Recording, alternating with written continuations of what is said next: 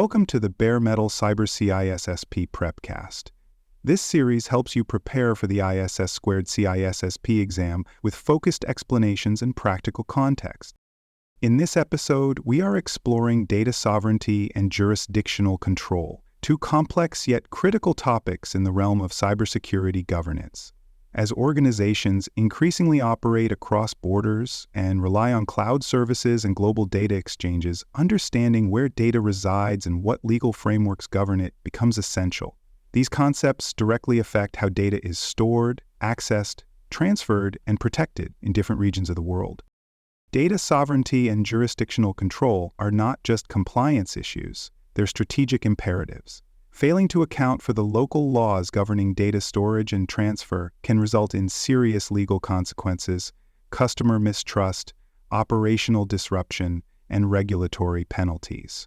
That is why cybersecurity professionals must understand the geopolitical dimensions of data and how to integrate sovereignty considerations into enterprise-wide security programs. Let us start with the fundamentals. What is data sovereignty?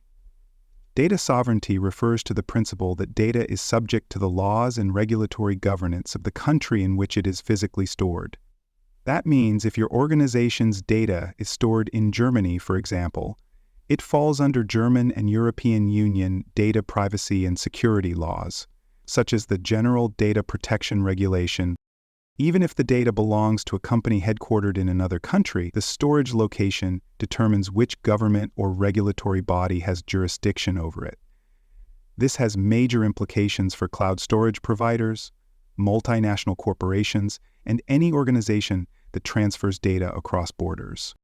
Understanding data sovereignty is essential because legal obligations differ dramatically from one country to another.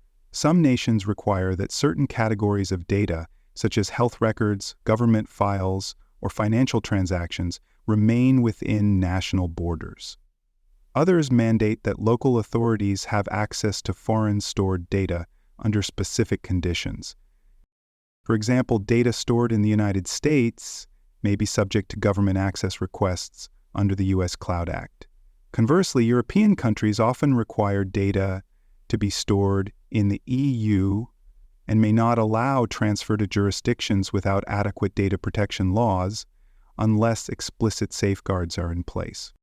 Failing to understand and implement sovereignty practices can result in unauthorized data transfers, data breaches, or violations of privacy laws. It can also lead to legal conflicts between jurisdictions, especially when the laws of one country contradict or override those of another. Now let's look at jurisdictional control and how it impacts your organization.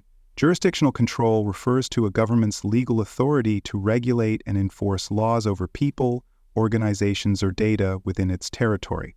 In the context of cybersecurity and data management, this means that a country can mandate how data must be stored, who can access it, how breaches are reported, and how long records must be retained.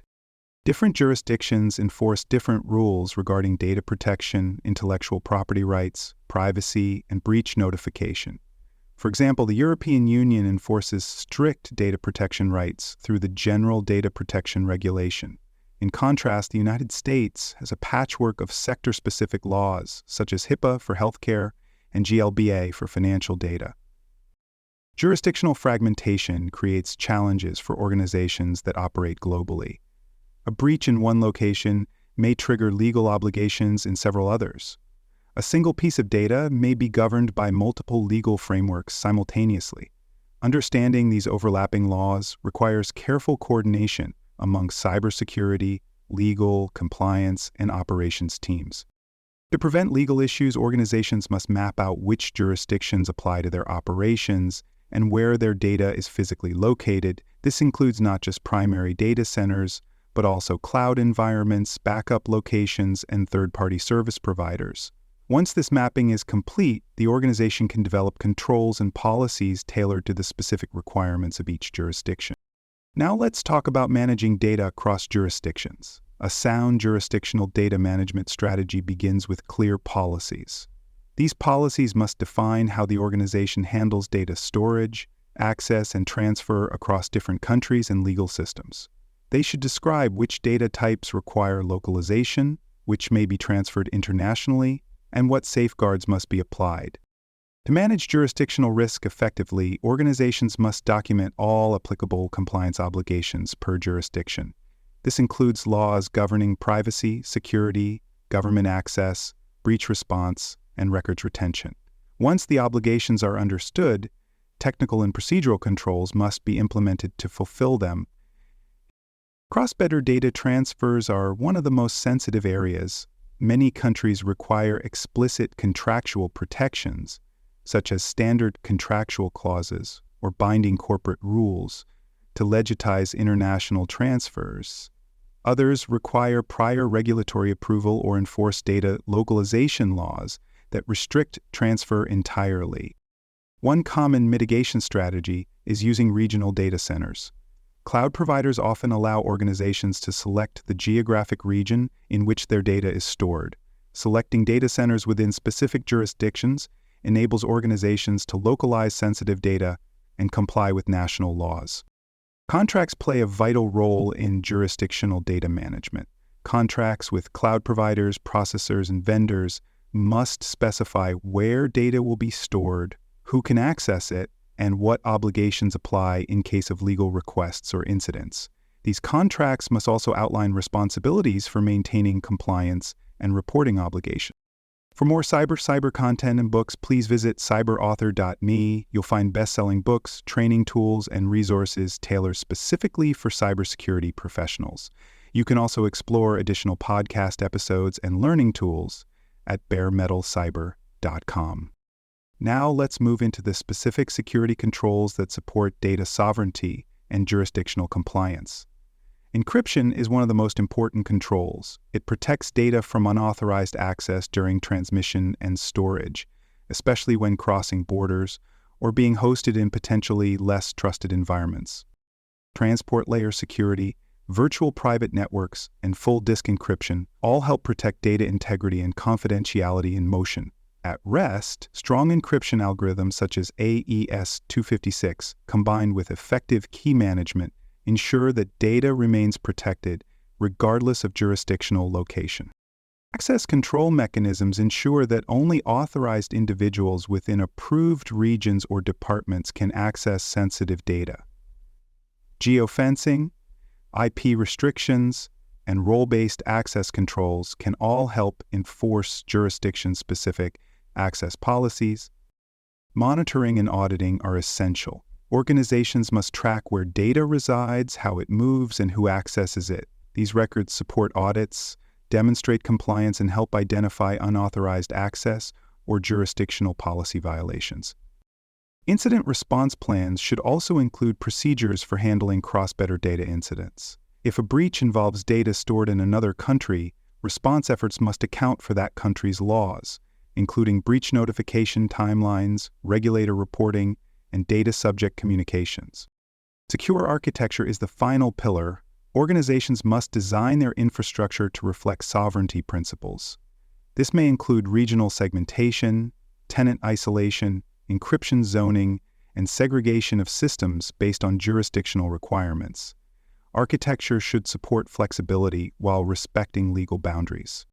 Let's now turn to continuous improvement in jurisdictional data management. Global laws and political conditions evolve rapidly. New regulations, court decisions, or data transfer restrictions can emerge with little warning.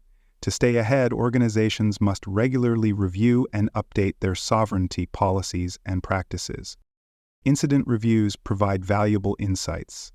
If data stored in a particular region becomes compromised, post-incident analysis can identify weaknesses in legal safeguards, storage practices, or monitoring. These lessons should inform policy changes and technical updates. Compliance reviews and regulatory audits are also key drivers of improvement.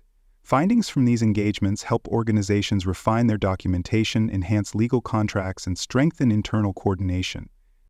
Cross-functional collaboration is essential.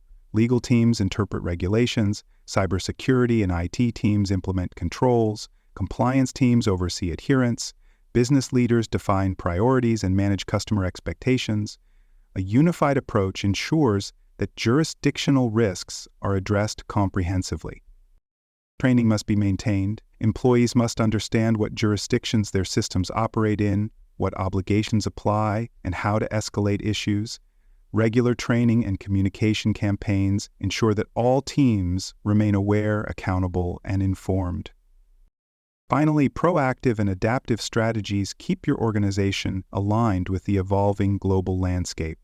Monitoring legal developments, consulting privacy counsel, and participating in industry forums helps you prepare for emerging regulations and avoid being caught off guard.